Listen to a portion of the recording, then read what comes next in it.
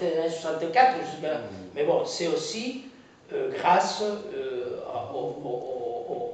au peuple qui a résisté tant qu'ils sont pu, et aussi grâce à beaucoup de gens en France qui sont de l'extérieur appuyés l'arrivée de la démocratie aussi. Ça, c'est évident qu'il y a eu beaucoup d'appui. Mais... La France est allée jouer au foot à 600 mètres de... Il n'y a pas que la France qui et tous les autres, enfin, en tant que Français, moi je trouve que c'était une honte. Oui, mais il n'y a pas que la France. Ça pleurait, ça. Oui, mais il n'y a pas que la France. Non, il n'y a pas que la France. J'en profite pour vous dire quelque chose aussi. Pas par rapport au mondial de football, mais c'est quelque chose qu'on avait parlé avec vous. Et donc j'étais en Argentine à cette époque. Les seuls endroits où on pouvait insulter les militaires, c'était dans les camps de football, dans les terrains de football. C'était le seul endroit où on savait qu'on était coude à coude 50 000 et qu'on a reçu des coups de matraque, mais qu'on était là, une masse uniforme. C'était le seul endroit. Donc, le football, le sport pour endormir le peuple, oui, mais attention, parce qu'il y a beaucoup de choses qui se cuisinent. On garde des clichés définitivement, et c'est dans les terrains de football où pendant la dictature, la dernière, et l'antérieure, donc de 55 jusqu'à 73, c'était les endroits où le peuple pouvait communiquer, chanter la marche péroniste, et parler politique et combattre l'ennemi. Donc, oui, c'est l'opinion du peuple, oui, mais bon, il y a des nuances, hein, c'est pas tout le temps comme ça. Mais bon, le mondial, c'était quelque chose de très fort, évidemment. Je voudrais dire deux mots là sur le bouquin de Marie-Monique Robin. Vous connaissez peut-être Marie-Monique Robin, qui a fait plusieurs... Elle est journaliste, réalisatrice. Et entre autres, en 2003, elle est allée en Argentine pour faire une enquête sur le camp Condor. C'est-à-dire une sorte d'union secrète entre les militaires sud-américains du cône sud pour lutter contre la subversion communiste. Voilà. Et donc, en 2003, les militaires étaient encore sous le coup, enfin, protégés par la loi d'amnistie. Donc, elle a réussi, on comprend vraiment pas pourquoi, à interroger ces gens, à être acceptés, à être interrogés, et ils ont accepté d'être filmés. Donc, elle a tourné son film, et quelques mois après, Kirchner est arrivé au pouvoir et a annulé cette loi d'amnistie.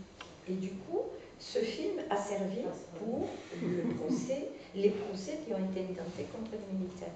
Et alors, elle y allait aussi pour faire cette enquête sur le plan Condor, mais aussi pour voir l'influence de l'école française militaire sur les militaires argentins.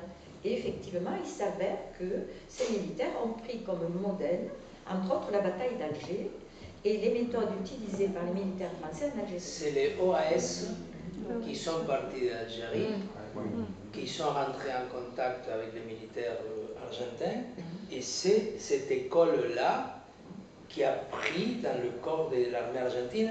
C'est pas les États-Unis, c'est pas la France non plus. C'est des énergumènes qui faisaient des choses épouvantables en Algérie, qui sont partis en Argentine et qui sont contactés avec des gens comme eux. Les techniques de guerre, enfin de la guerre contre la subversion, c'est effectivement cerveau, trinqué, il y avait même aux arrêts. Oui. Elle interroge. Mais bon, disons qu'au départ, quand même, dans l'enquête de Robin, il y avait quand même tous ces militaires latino-américains qui avaient été formés à l'école des Amériques. Les Argentins, non. Pardon. Les militaires qui sont formés dans l'école des Amériques, c'est au début des années 60. Les OAS, ils arrivent avant ça, et c'est les premières techniques que les militaires argentins ils apprennent. Après, ils vont à l'école des Amériques, comme ils vont tous les militaires de l'Amérique. Mais les premiers contacts avec la guerre sale, c'est avec l'école avec Osares, qui avait rang d'attaché militaire. Il était payé par le budget, avec l'argent des contribuables. Il allait apprendre à torturer ou enseigner la torture, alors qu'il avait le rang et colonel à l'époque, ou général. nous, contribuables, payer le colonel Osares pour aller Alors à là, Fort Bragg, c'est aux États-Unis, déjà, les Américains. Comment s'appelle-t-il le général, le général chilien, là, un copain là, de Allende, quoi? Prats, qui Il a était été tué. aux États-Unis, Où est-ce qu'il a été tué? à New York non. ou à Buenos Aires. À Buenos Aires. Il y en a un qui était un important qui a été tué à Buenos Aires. L'hôtelier aux États-Unis et Prats en Argentine, pas la Tresa. Par la Tresa. Ouais. Il a été tué. Et alors, elle intitule son livre Escadron de la mort, l'école française. Et elle a donc tourné un film, et ce film, vous pouvez le trouver sur YouTube. Vous cherchez Escadron de la mort de Marie-Monique Robin, elle le trouve. Et à la fin, elle interroge Osares, qui est filmé, et qui raconte, il n'y a pas très longtemps, donc que sa femme a appris ce qu'il avait fait en Algérie, elle a mis morte, et que sa fille lui reproche, ses filles lui reprochent, donc d'avoir tué leur mère. Mais il dit, si c'était à refaire, je le referais. Et Marie-Monique Robin, durant les procès, a été appelée comme témoin protégé quand même, pour témoigner contre ces militaires. Donc elle a eu beaucoup de courage. Et les militaires, pourquoi ils parlent? Parce qu'à cette époque-là, mais ils sont pas pas sur la l'amnistie, c'est un peu ça. S'il faut le refaire, on le refait, il n'y a aucun problème. C'est incroyable, mais c'est comme ça. Et alors, il y a un autre aspect aussi dont je voulais parler, c'est aussi l'aspect religieux. Comment les Français aussi ont créé en France la cité catholique, dont je n'avais jamais entendu parler, et ont créé une annexe là-bas, la Figura Cattolica, avec Monseigneur Lafèvre, qui est allé plusieurs fois en Argentine. Et ce sont ces moines soldats qui ont servi d'idéologues pour soutenir ces militaires. Donc, ils disent, et alors dans le film, elle montre des témoignages, elle montre des gens qui ont été torturés, un homme entre autres, et qui dit qu'il y avait toujours un aumônier qui n'était pas là pour soutenir la victime, mais pour soutenir les tortionnaires. Chef de l'avion. Il y a des curés, des curés et autres qui sont en prison en Argentine, qui ont été jugés. Oui, il y en a. Les 5 religieux français qu'on a jetés comme ça dans des avions. Et alors, en plus, le pape vient d'être élu, donc, et Marie-Monique Robin se trouvait ici, elle est venue il y a 3 semaines environ, pour faire le commentaire d'un film qui s'intitule Les moissons du futur, à la suite d'un livre qu'elle avait écrit également, sur les nouvelles techniques dans le monde, sans utilisation de pesticides. Voilà, Et donc, dès que le pape a été élu, on lui a demandé, plusieurs personnes lui ont demandé de faire un article sur le pape, ce qu'elle a fait dans son blog. Alors, vous pouvez aussi aller voir dans son blog l'article qu'elle fait sur le pape actuel avec beaucoup de modération et avec des sources précises. Voilà. Entre autres, le témoignage d'un prêtre jésuite qui a été... Parce que le pape, à l'époque, était directeur des jésuites en Argentine. Et il se trouve qu'il y avait une villa où vivaient certains prêtres qui appliquaient la théologie de la libération, c'est-à-dire qui aidaient les pauvres. Et entre autres, il y avait 2 prêtres qui ont été arrêtés par les militaires, torturés, qui sont restés 5 mois, je crois, en prison, qui sont sortis vivants quand même. Et elle donne le témoignage d'un de ces prêtres à propos du pape. Bon, l'Union sacrée, l'Église catholique, propriétaire de la terre et militaire, c'est des choses, C'est classique. c'est classique depuis le début. En Espagne, c'est pareil, en Italie, c'était pareil. Le système, il est... Oui, parce que ça parlait de ça, justement. C'est quand même bizarre parce que historiquement, les jésuites ont été plutôt proches des indigènes. Oui, il y a une caractéristique très importante. Monsieur Bergoglio, donc le nouveau pape, a pris la tête des jésuites en Argentine en 1973. Il a réussi quelque chose d'extraordinaire que personne n'a réussi dans le monde. Il a cassé l'idéologie jésuite en Argentine. Donc il a créé, donc chez les jésuites en Argentine, il y a les jésuites traditionnels, donc les jésuites près du pauvre, et lui il a créé une école à l'intérieur des jésuites d'extrême droite.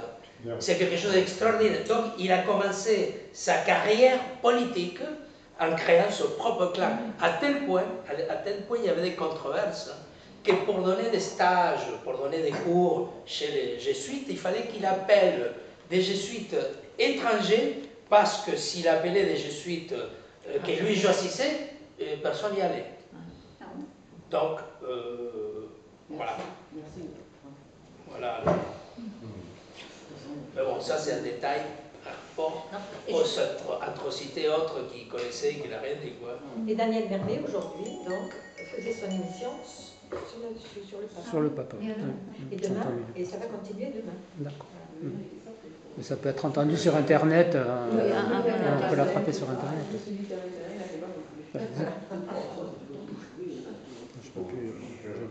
Est-ce que le gouvernement de gauche, majoritairement Non, le France Inter. n'a pas une tendance, au bout d'un certain temps, C'est une émission phare.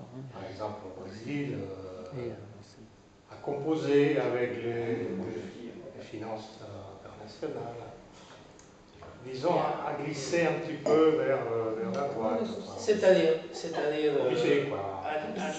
en Amérique latine, il y a différentes options de gouvernement populaire. Il y a une révolution cubaine, depuis 50 ans. Il y a un positionnement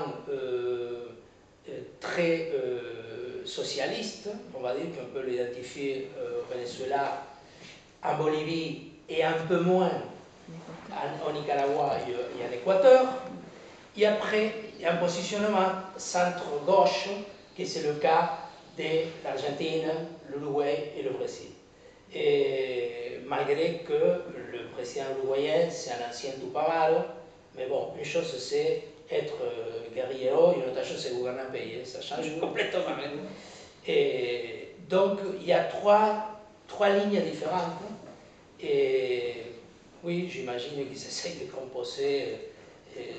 C'est très difficile. Le Brésil, c'est 200 millions d'habitants, avec des taux de pauvreté énormes, et avec des problèmes endémiques, comme je disais tout à l'heure, qui sont très difficiles à résoudre. Ce n'est pas envoyer de la nourriture et le problème il est fini, sans compter des problèmes autres. Non? Mais bon, c'est trois lignes différentes. Et oui, j'imagine qu'ils essayent de faire le mieux possible en composant. Est-ce qu'on a C'est-à-dire que la politique, c'est un peu ça, quoi. Je veux dire, essayer de composer avec ce qu'on a au moment, dans le contexte, sans trop titiller non plus, parce que quand on titille, ils viennent directement tout casser, quoi. Donc, c'est pas évident, hein. Comment on va faire nous en Europe? Mais comme il a dit la dame. Oui, bien voter, hein, c'est ce que je... Voter Front de gauche, par exemple. Malheureusement, on n'a pas les Pardon. Ah non, on ne les a pas pour au contraire. Hein. C'est-à-dire qu'on a mis la même valeur en pesos et en dollars. Donc la première fois que ça a été fait, c'était dans le coup d'État 76. Après, ça a été fait dans les années 90, donc après la tombée du mur et la montée de Reagan, le pape, comme il s'appelait, le polonais, là, et la madame Thatcher. Donc, dans cet élan de libéralisme, il y a un gouvernement qui a été voté, qui a remis peso-dollar, qui a duré jusqu'à la crise de 2001. Donc, il faut... Menem? Oui, bon, on peut toucher du bois, là, parce qu'il porte malheur, toucher du bois, parce que le nommé, il porte malheur. Donc, la première fois qu'ils sont mis en pesos en dollars, j'étais employé. Donc, à l'époque, je gagnais, on va dire, 1000 pesos. Okay? Donc, tout d'un coup, du jour au lendemain, j'ai gagné 1000 dollars. Donc, j'ai gagné plus que n'importe quel employé en France, aux États-Unis, en Europe. C'était un truc complètement insolite. Donc, je vous laisse couper dans ce que j'ai appris, moi, un petit peu.